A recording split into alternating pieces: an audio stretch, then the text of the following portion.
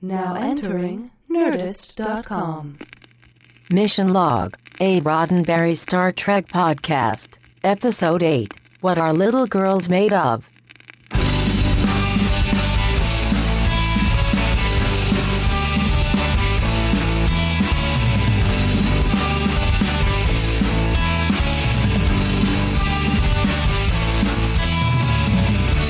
From the blue planet in an unremarkable corner of the Milky Way, it's another episode of The Mission Log, a Roddenberry Star Trek podcast. I'm your co-host, John Champion. And I'm your other co-host, Ken Ray. When you join us each week on Mission Log, you're part of our ongoing mission to watch every episode of Star Trek ever, and then discuss what's going on, what lessons we might have picked up along the way. We like to get out from behind the wheel. We kick the tires, we check the oil to see if Star Trek still holds up and if the messages are relevant today. On this episode, Kirk meets a brilliant but brilliant scientist, though some might say brilliant but mad scientist who plans to create a breed of androids superior to humans. It's What Are Little Girls Made Of? What are little girls made of, Ken? I don't know. Circuits and gears, apparently. I don't know. With pulse points and everything in this episode. Hey, before we start on the show, though, let's remind people that they can reach out and touch us, or at the very least reach out and get in touch with us, by Twitter. At MissionLogPod is the way to do that. At MissionLogPod is a great way to fire off 140 characters or less and have us hit you back with the same. If you want to email us, missionlog@roddenberry.com. missionlog@roddenberry.com. And we got a swanky website, missionlogpodcast.com. Or, if you want to go truly old school, John, you can actually call us. Crazy. You can pick up the phone and you can call 323-522-5641. That is also our Skype number, Skype Mission Log Pod. And remember, whatever you say could be used on a future episode of the Mission Log. Yes, but it may not be. All rights reserved, void where prohibited, not available in places without phones, I guess. No, we're good with Kansas. Are we? Okay. Yeah. I just want to make sure. Some of my best friends are Kansas. Oh, look at you. So progressive. All right. So what are little girls made of? I know one of your favorite things is trivia, is coming up with trivia. And I love that you do it because it saves me from having to. The first piece of trivia is the most obvious piece of trivia. Look, it's Lurch. It's Lurch.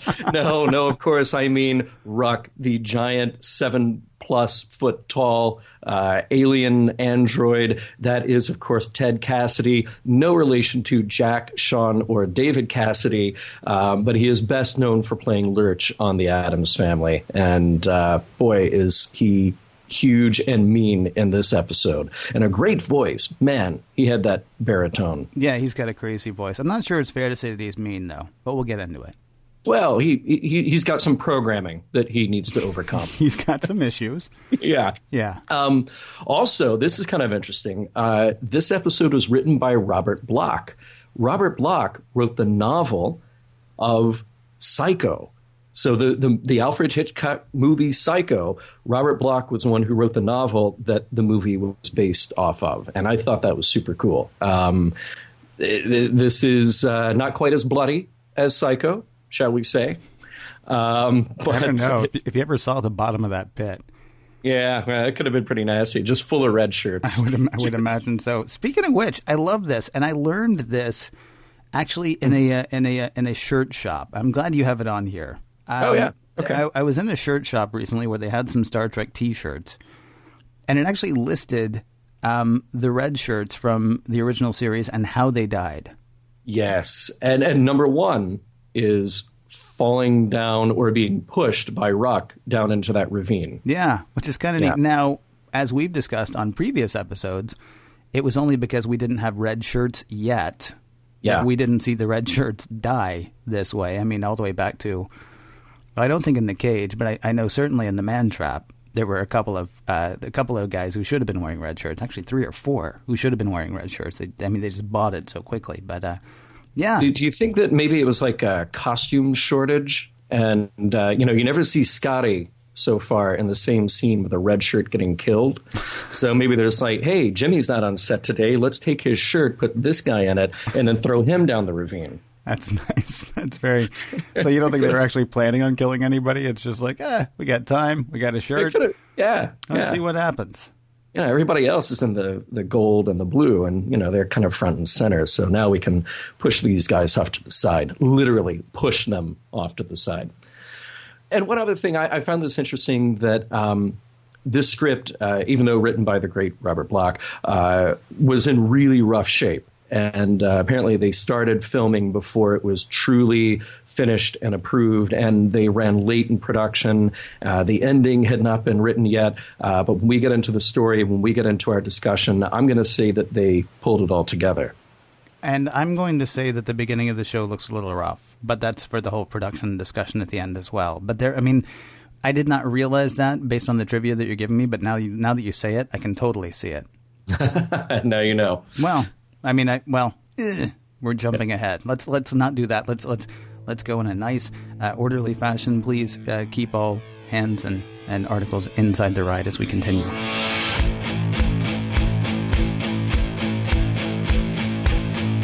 From Metropolis to Small Wonder, if movies and TV have taught us anything, it is this: androids are not toys. So what are they, and what are they when they become something more?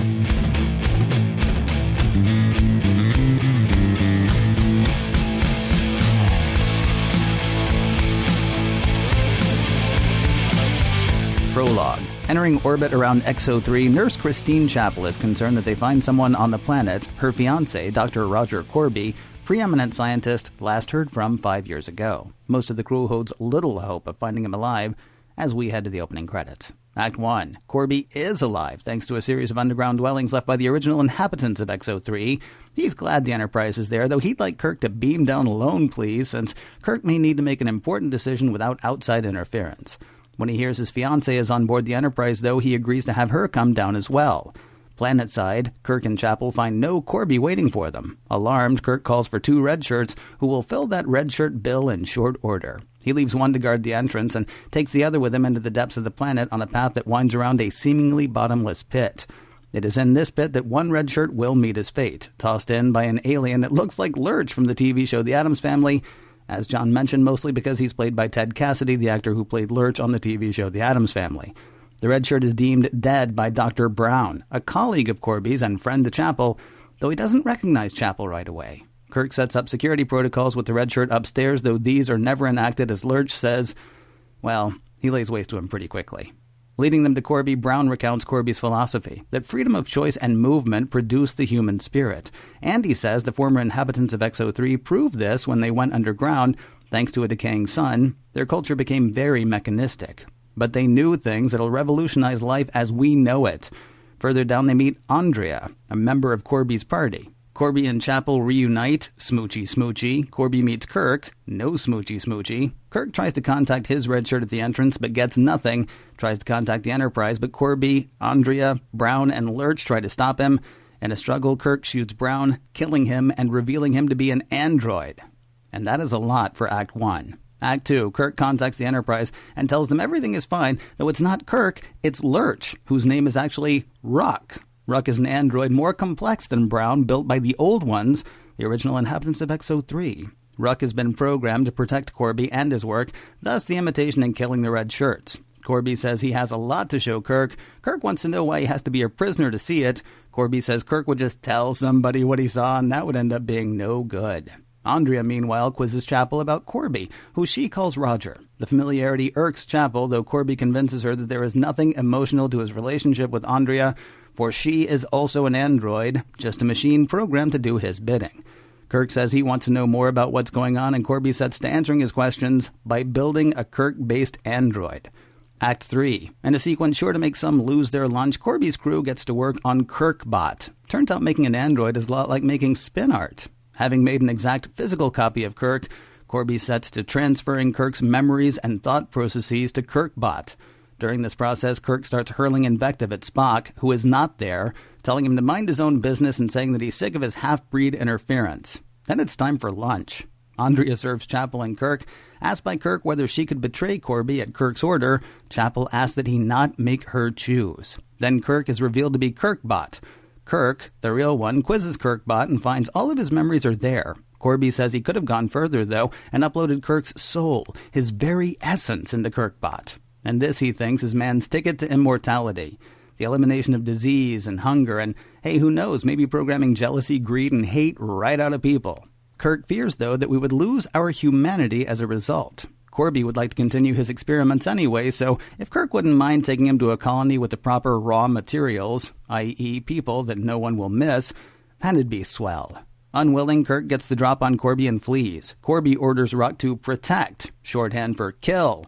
See also red shirts from earlier. Oh wait, you can't because Ruck is already protected against them. Chapel orders Ruck not to kill Kirk, though Ruck, seemingly oblivious to her order, is in pursuit. Ruck catches up to Kirk and forces him to the edge of a bottomless pit. Kirk is barely able to hang on, and we are left with a literal cliffhanger as we head to commercial. Act 4. Ruck did hear Chapel, and he does save Kirk. Back on board the Enterprise, Kirk tells Spock that they'll need to make preparations for Korby, his people, and his things to beam aboard. Quizzed about this by Spock, Kirk hurls invective at him, saying, "Mind your own business, Mr. Spock. I'm sick of your half-breed interference. Do you hear?" Spock does hear. While he does not know that this Kirk is an android, he knows something is amiss and makes plans with security to follow Kirk down to the planet without Kirk knowing. Kirkbot reports back to Korby, saying that he's found a decent colony for Korby to continue his work. Real Kirk, meanwhile, starts making out with Andrea, appealing either to her emotions or any lapse in her logic. Kirk then does the same with Ruck, except without the kissing, leading Ruck to the conclusion that Ruck's old ones came to fear their machines, began to turn them off, and so the machines had to eliminate their makers as being illogical, inconsistent, and unprogrammable. It doesn't take much for Kirk to lead Ruck to the same conclusion about Korby, and Ruck sets out to kill him, only to be felled by Korby's phaser. Kirk and Korby begin to fight, and in the struggle it is revealed that Korby is an android. He'd been near death, had transferred his memories and consciousness into the Korby bot, and is, as far as he's concerned, exactly the same. In a bit of identity confusion, Andrea, now programmed to kill in Ruck's absence, kills Kirkbot, thinking she's killing Kirk. Kirk says Korbybot's perfect world is not perfect, and while Korbybot argues that it is, the tests he runs to prove that perfection make him sound less human and more like a machine. He cannot feel, you see. Andrea, meanwhile, expresses what she sees as her love for Korby, an idea Korbybot rejects since she is not human and cannot love. Korbybot kills them both. After a passage of time, Chapel decides to stay on the Enterprise, and we are on to other adventures next week. Let's just get it out of the way right away. Yeah. That, there are some great moments in this show for a Shatner stunt double. I mean, some of that fighting is great with Ruck picking up Kirk and flopping him around like a rag doll. Yeah. That is some terrific stunt work. I would actually like to know how strong Ted Cassidy was. Because this was not one of those things, you know, sometimes in stupid shows you'll see where it's like, somebody is supposed to be picking somebody up, but they're obviously being hoisted by wires. Oh, yeah. I did not get that sense with Ted Cassidy. No, not at all. Now, it's possible that Shatner at the time was 110 pounds wet. I don't know. But I mean, I was like, wow, how did Shatner actually not get hurt on the set of this episode? Because I know you're talking about a stunt double, and certainly when Ted Cassidy tosses somebody across the room, right, that's not Shatner. But the first time you see Ted Cassidy pick up Shatner, that's Shatner.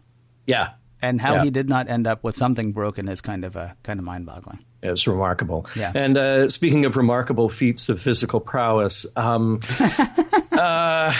know what? I don't want to get hate mail for this. We're going to be as polite and as progressive as we can about this. But I just have to say that Sherry Jackson is remarkable looking in this episode. You know, she's quite fetching. Here's the thing. So if I were to put myself at Desilu in 1966 while production was going on, here's the conversation that plays in my head. And I'm just going to say that somebody like Gene Roddenberry walks down to Bill Tice's office. Bill Tice, of course, was the costume designer. And he just walks into Bill's office and he says, "Hey, Bill, we have this hideously bizarre unisex half green, half blue jumpsuit.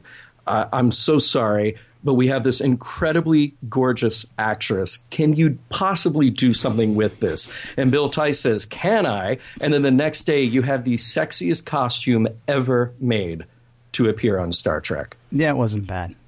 Yeah. That's I'm going to stay out of trouble. Where you've apparently decided to not. And no. There will be no trouble avoiding over here. It's no. It's not a bad it's not a bad costume. Yeah. No.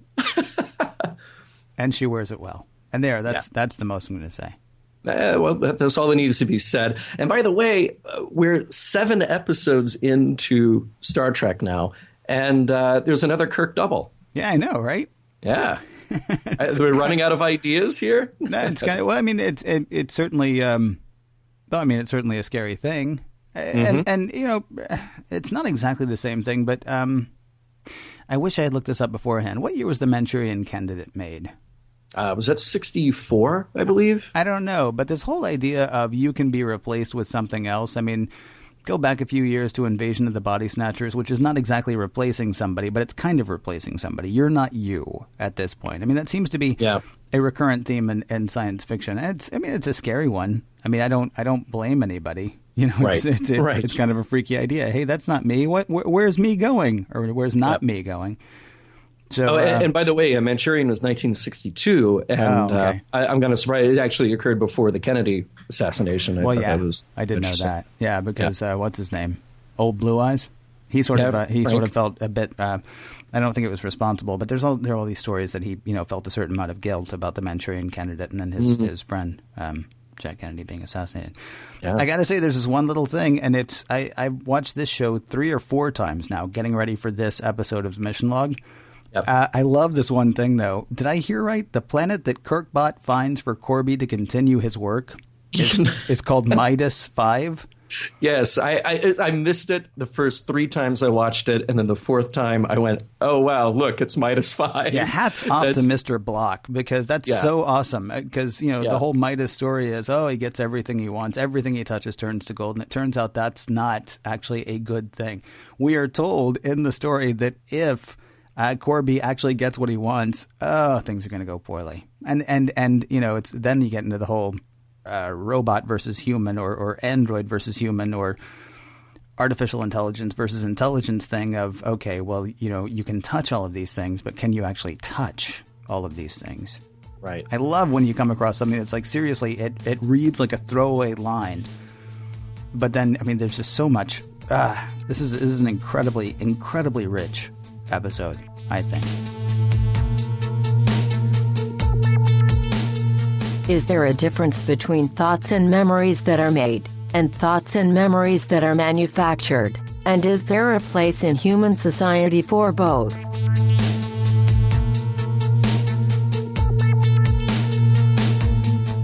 So at the very beginning here, Ken, I think we've got a big, fat man versus technology story. To me, that couldn't be more obvious.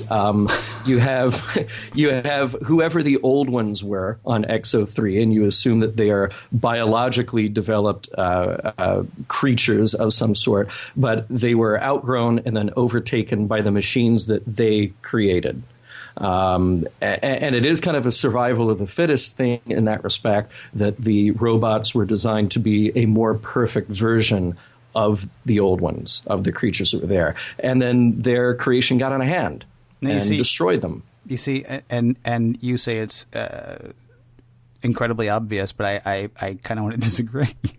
Really? Well, see, here's the thing. I think there's a lot going on in this episode, but I think that's one of the big things here. Yeah, but is man versus his own technology then man versus technology, or man versus himself? There actually seems to be a theme here resurrected from the cage. When the inhabitants of XO3 went underground, they kind of quit, right? I mean, they developed machines to do their work for them, but otherwise they kind of quit. The Telosians developed their mental powers instead. So it seems like, and we hear this actually from Brown as he's leading Kirk and Chapel down to the depths of the planet. The idea seems to be getting up and getting out and doing.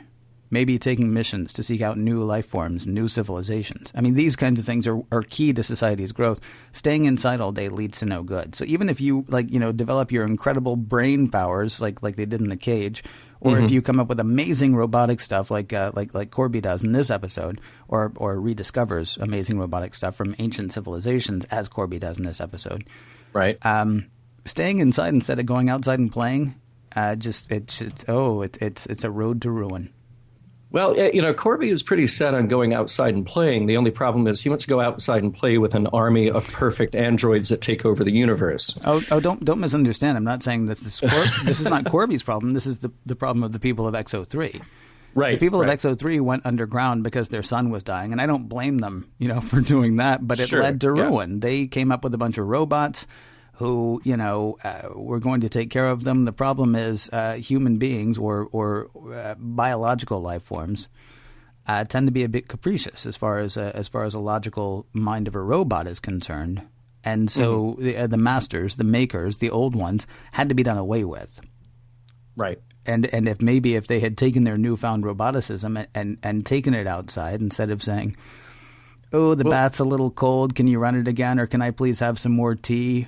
If instead of treating the machines as servants, if maybe they had not sat and wanted to be pampered, not wanted to stay in one place, but had tried to figure out, okay, well, now we have this awesome technology. How do we get out of this cave? How do we get out of this layer? How do we get out from underground?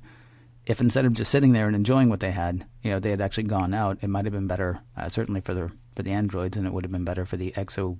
What are we calling them? The Exosians. We'll call them the old ones. It's good enough for Rock. It's good enough for me. And that's a T-shirt, by the way. Right.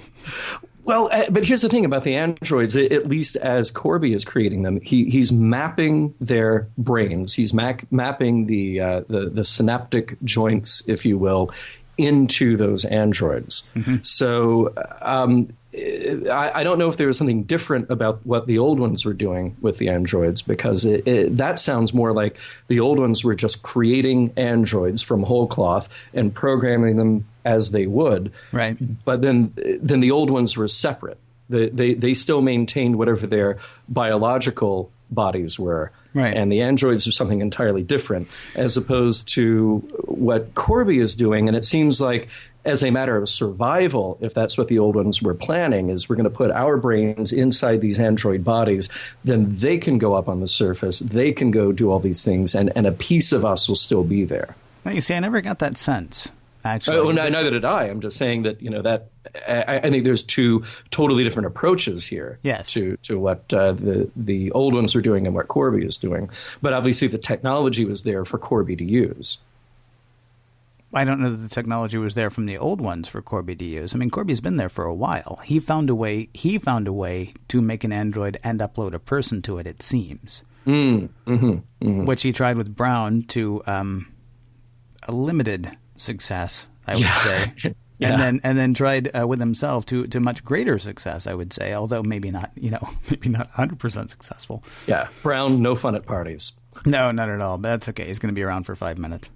Andrea, probably more fun at parties. Oh, yeah. Because she's programmed to do your bidding. So, and of course, I'm talking about things like, we're out of canapes. Andrea. Yes. Don't get yourself in trouble here, Ken. Right. Well, here's a question for you. Are we saying something here about Starfleet, that Korby is so nervous about the appearance of the Enterprise? Here comes Starfleet. They're going to get in the way of what I'm doing. Does Starfleet have a bad track record here with scientific discovery, that he would just assume that no matter what they discover, they're going to take it over, they're going to shut him down? Clearly, the guy needs to be shut down. So is that just a self-preservation move? Oh, I think so. I don't think it has anything to do with how Starfleet is. I think Korby knows, that what he's doing might not fly with, what's the word I'm looking for, people.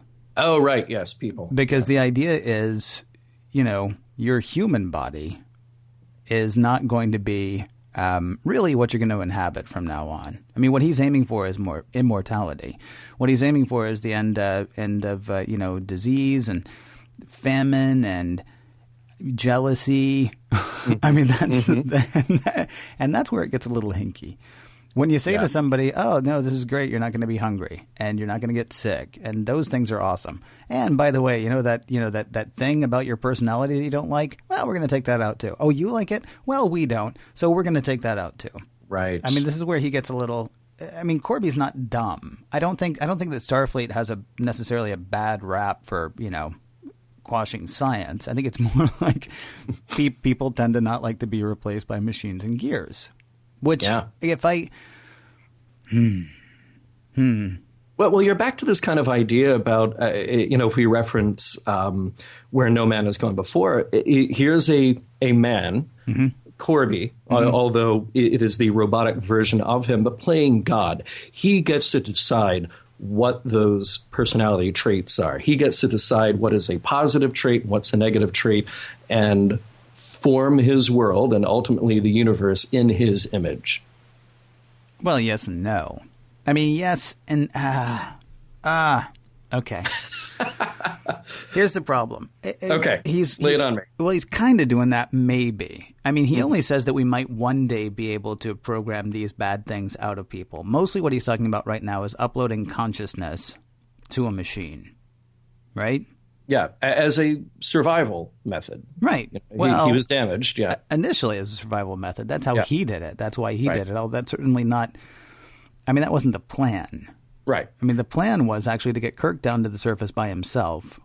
I think we can assume. It's not stated, but I think we can assume the plan was to get Kirk down to the surface by himself, knock Kirk unconscious, make a Kirk bot, send the Kirk bot back up to the Enterprise, and then, go about the business of recolonizing Midas 5 with androids.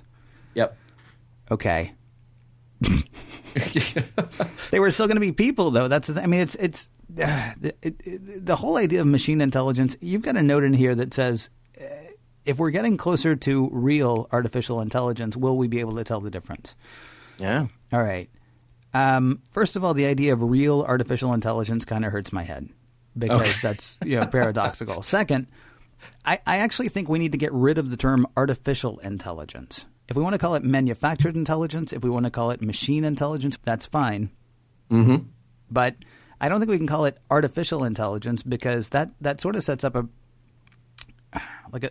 primary, secondary kind of thing, right?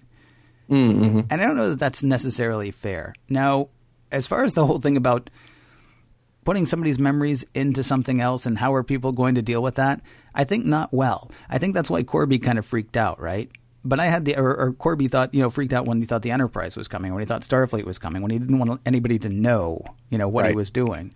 I had the great pleasure, I would even almost go so far as to say honor, of interviewing Ray Kurzweil several years ago, before his book, The Singularity is Near. Hey, it was a singular pleasure, if you know what I mean.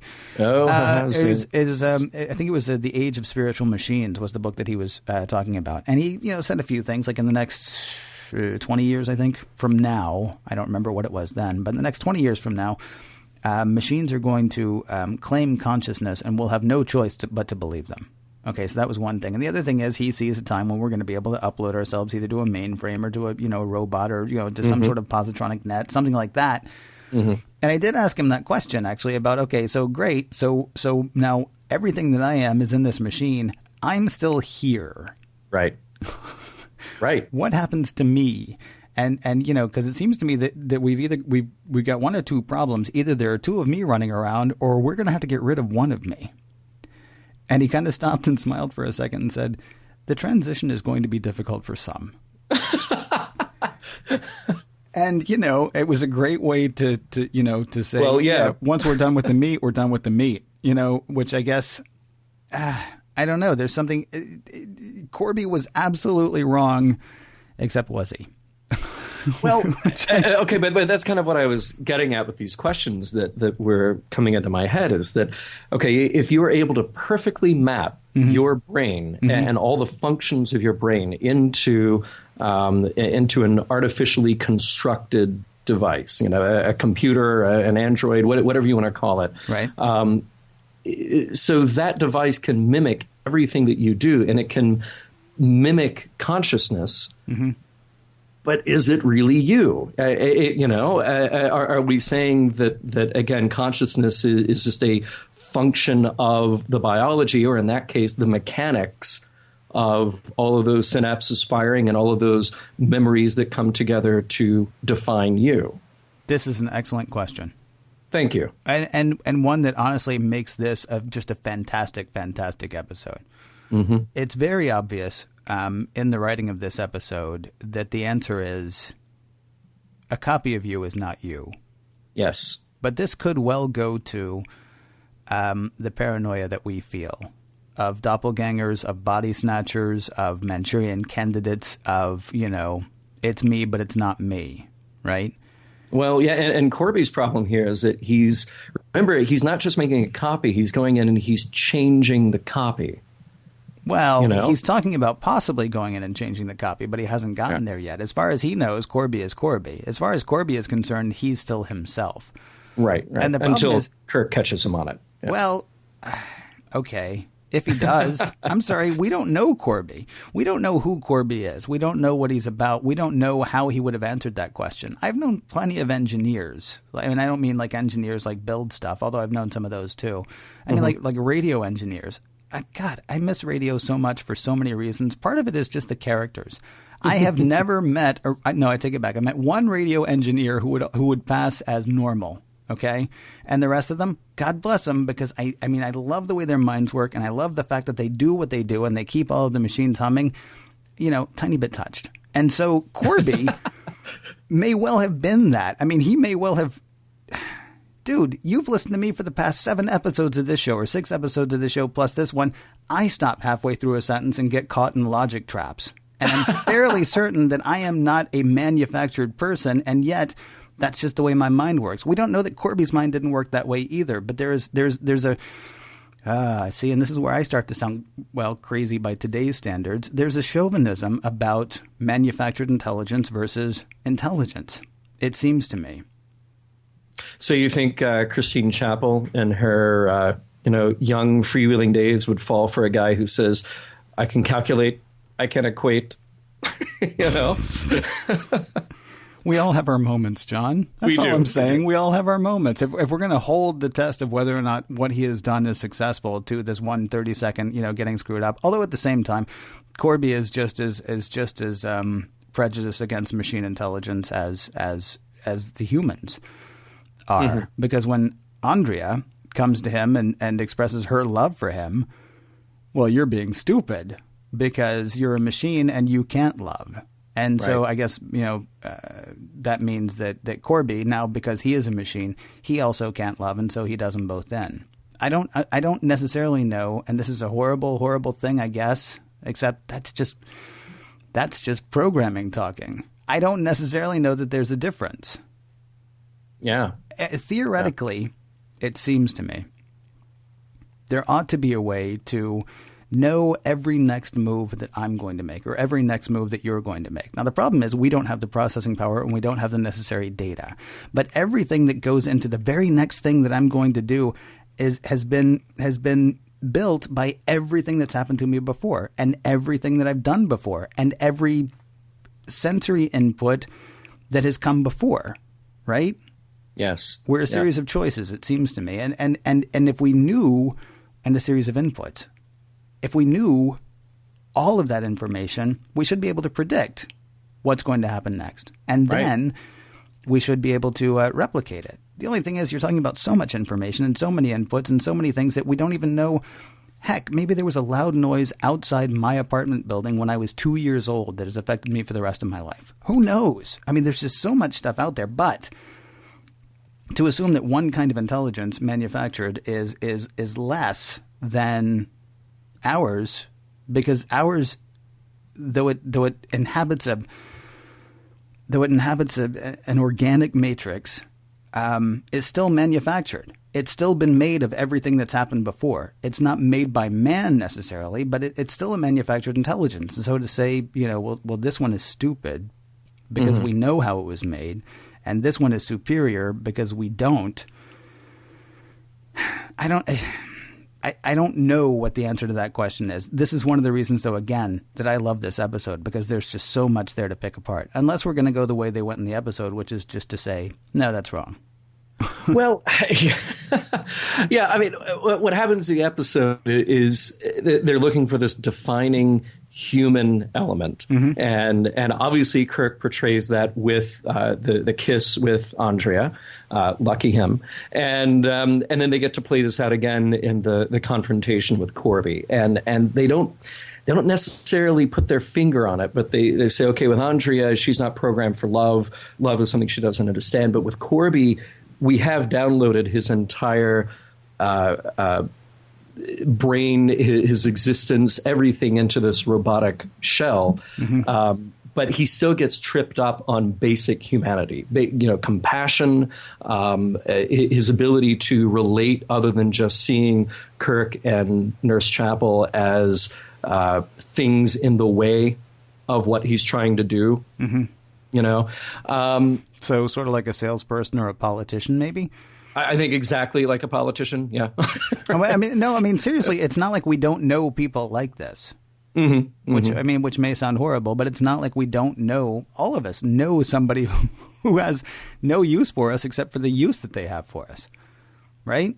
True. Yeah, but there is a history there with Chapel, and they try desperately to drag it out of him, but he just can't do it, and he realizes himself, oh wait, I'm not the human that I was. I'm something different. And yet you could argue that he actually still is that human, because his plan is to get Kirk down to the planet by himself, kill him, replace him with somebody else, and then go and populate the universe with robots. It's the logical thing to do if you're Korby. But when he hears Chapel's voice, the robot Korby is touched. He's excited. And he is willing to screw up his entire plan because he wants to see the woman that he loves.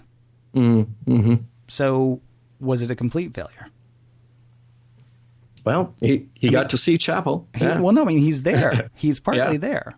Now, at the same time, it seems to me that there are a couple of other things, and I don't know that these are the overriding messages, but there are two messages that stuck with me.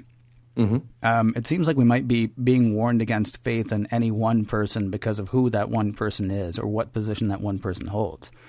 Korby's request is idiotic. Would the captain of the starship please beam down by himself into an unknown situation? And everybody's like, well, that's stupid, but it is Roger Korby. Right. I mean, and stepping out of the timeline for a second, Riker would still be laughing. Yeah. If somebody had said, hey, Picard, could you just, beam down by yourself? Don't worry. It's all good. I mean, that doesn't fly. But the thing is, everybody's like, well, it is Roger Korby, so maybe I'll do it.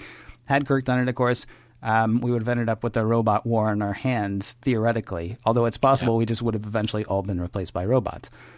Yeah, no, you never, ever defer to the argument from authority. That's what's going on here. Korby is the authority in this respect, and if you're saying, well, we should respect his wishes just because he is an authority, no, you can't do that. And there are all kinds of, Richard Nixon, the Penn State ickiness, and to say ickiness is really to downplay how absolutely terrible that was, and for a number of horror, years, absolute horror, and for a number of years it went on. Why? Because these guys were like the end all be all as far as this one area was concerned. The pedophilic priest that gets moved from parish to parish. There are lots of times where we say, well, this is who this is, and so even if things seem hinky, it's okay because this is who this is, so it must be fine. I'm not sure it's an overriding message, but it was definitely one thing that I picked up on. It's like, oh, well, everybody's willing to... It's like Santa Claus. I mean, Korby is treated like Santa Claus in this episode. Santa Claus would never do anything, or the Stay Puft Marshmallow Man, if you want to. I tried to think of the one thing that could never hurt us, and it was Roger Korby, and it turns out he nearly started the Butlerian Jihad. And I'm hoping I can mix like at least 3 other science fiction, good job on that. Yeah. Ideas nice. Into this one thing. We see early on that things have gotten away from Korby. Yes. Korby says that Ruck killed the red shirts was totally against his wishes, though. He really didn't want that to happen. But logic told Ruck that that's what had to happen for the greater good.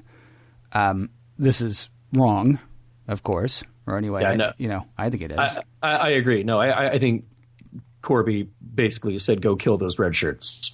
Yeah. See, I disagree. I don't think Korby said go kill those red shirts. I think Korby set up a system where he said, okay, this is the most important thing in the world.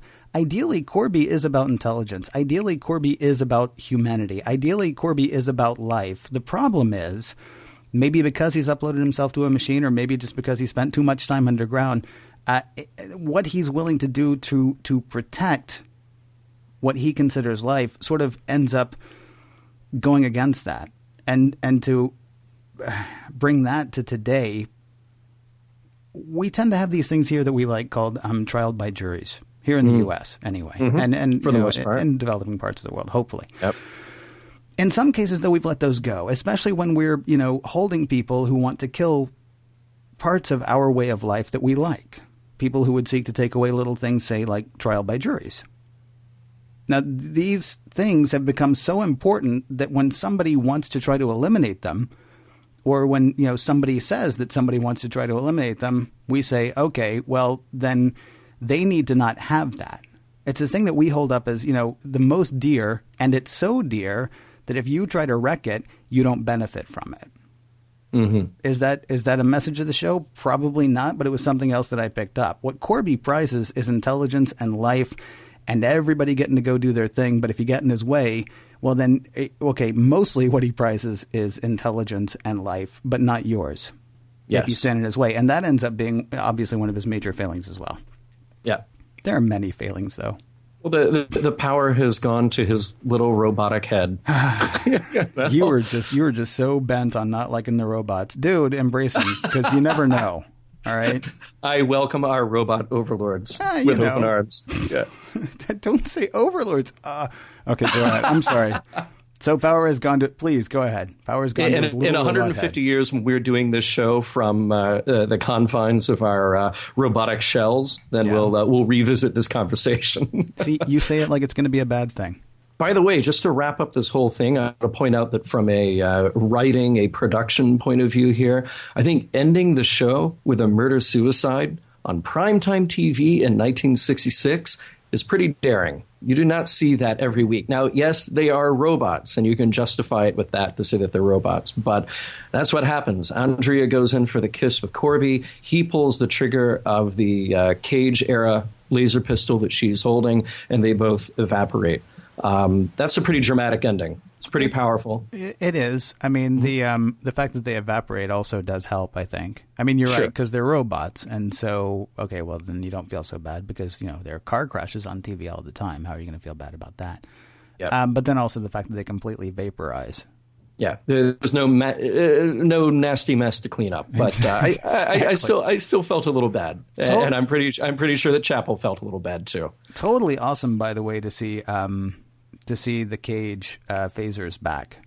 Yeah, I think they're just beautiful little machines. They are. It was neat to see that again. It was sort of like seeing an old friend, who you knew for maybe 45 minutes.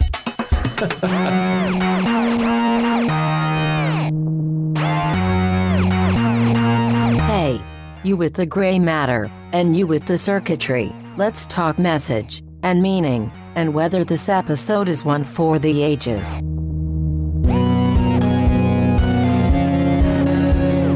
So every week on Mission Log, we like to ask ourselves a couple of questions. We want to know if the show holds up as a production, and we want to know if the messages hold up into the 21st century and beyond. So, Ken, I think I already know what you're going to say when I ask you if the production itself holds up. What do you think? There are parts I like and parts that I don't like at all.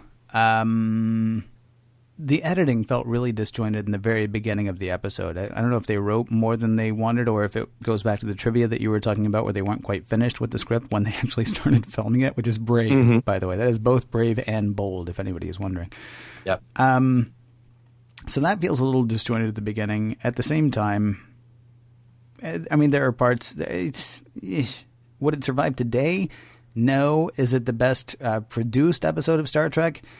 No. But as far as, just the meat, as far as the story, as far as the stuff that you get to play with, if you actually take out all of the pieces and play with it, then in that case, yeah, it holds up just fantastically well. Yeah, I agree. You've got a few problems here just sort of front and center. You've got this cave set that is very intricate, but it photographs a little fake. Yeah. Actually, it photographs a lot fake. So you've got that problem. And then you've got, I love this effect with Kirk and the Kirkbot on the spinning, dance floor when they create the robotic Kirk. I think that's a very cool effect. It's a simple idea, but it's a good one. But then the computer that they're using, that Andrea is using to actually create Robo Kirk, is it's just giant knobs, and they make kind of very amateurish sound effects when she turns them. So a lot of that stuff really does not hold up well at all. But I can't believe, wait a minute, you think the way they actually made the android holds up? Oh, no, I think that having the spinning wheel, just the idea of having, you got naked William Shatner on one side, and you have this blob of foam goo on the other side. Right. And just the idea of saying, okay, well, this spins around and then poof, it becomes a RoboKirk. I think for the time, I think it's great.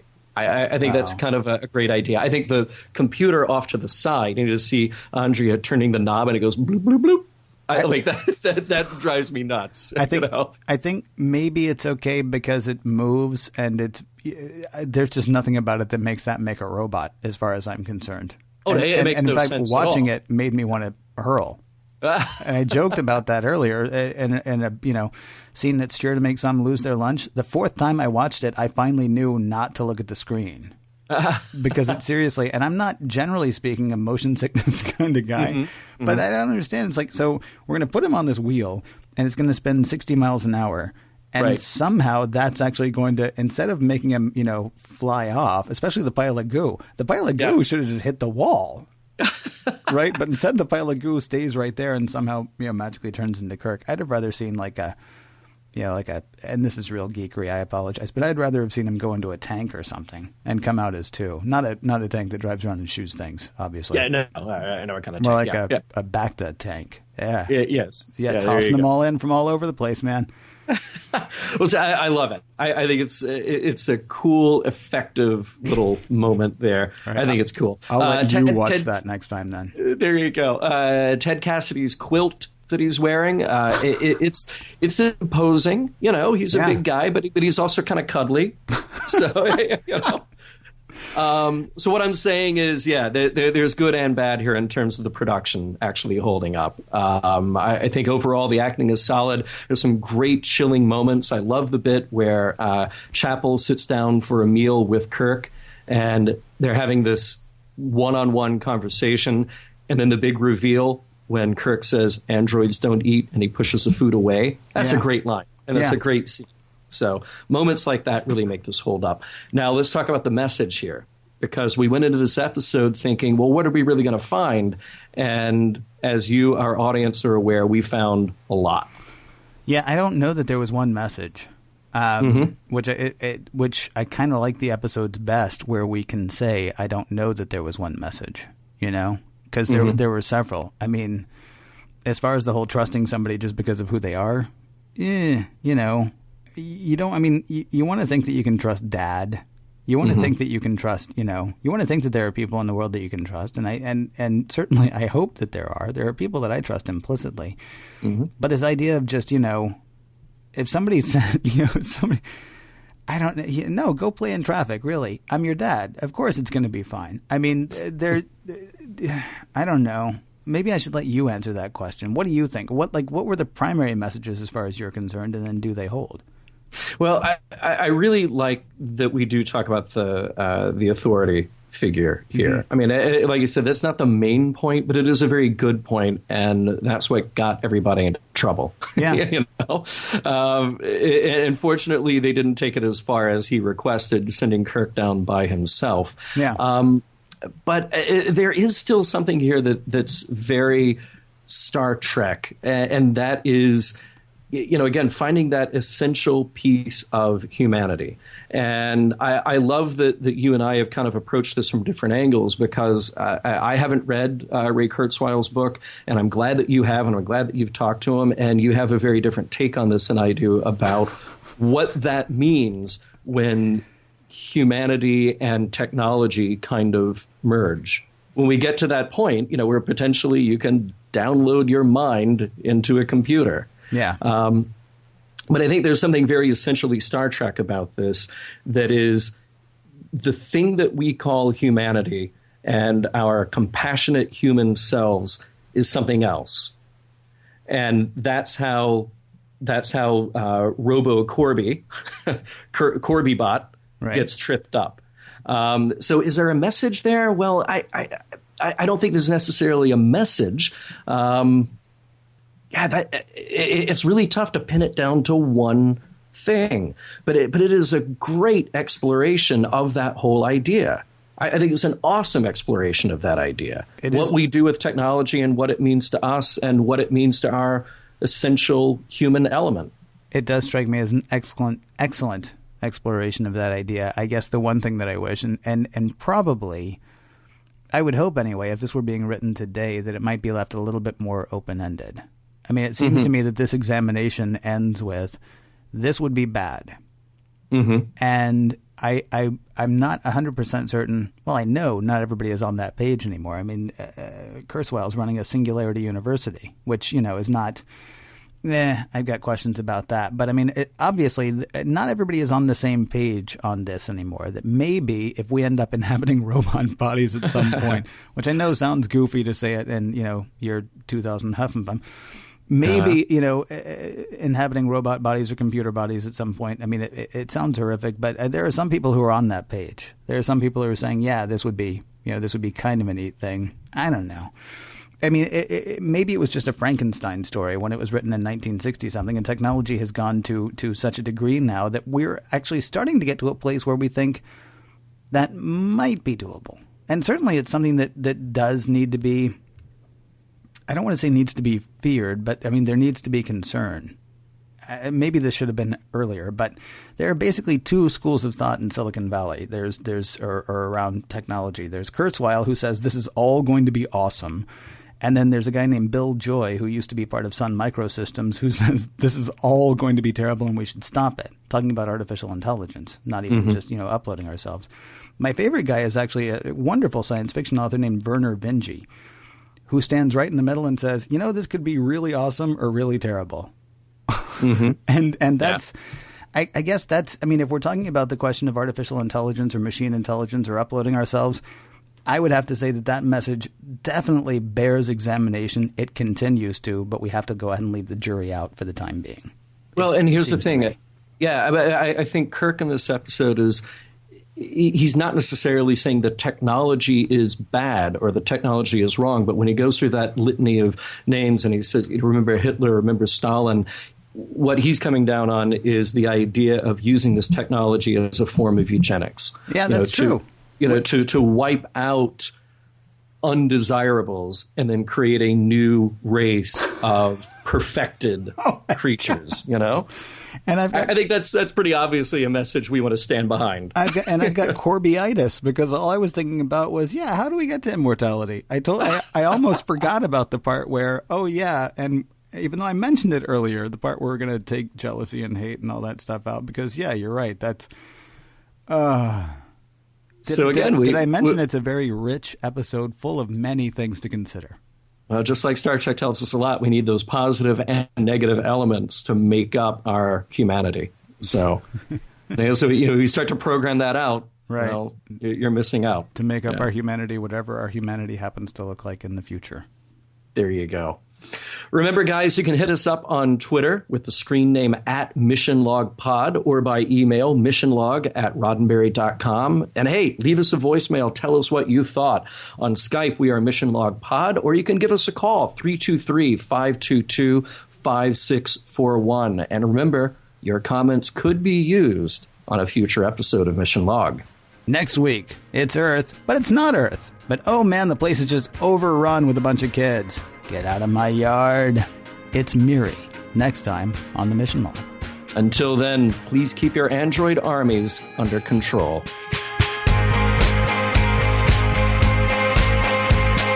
This is the one where people are going to say, I am insane. That's great. Some of the music for the Mission Log provided by Warp 11, online at warp11.com, and from the album Messages by Key Theory, free to download at kitheory.com.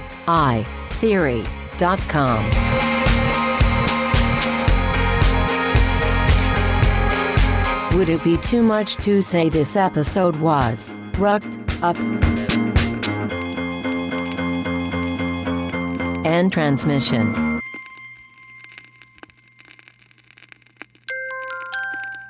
Now leaving Nerdist.com.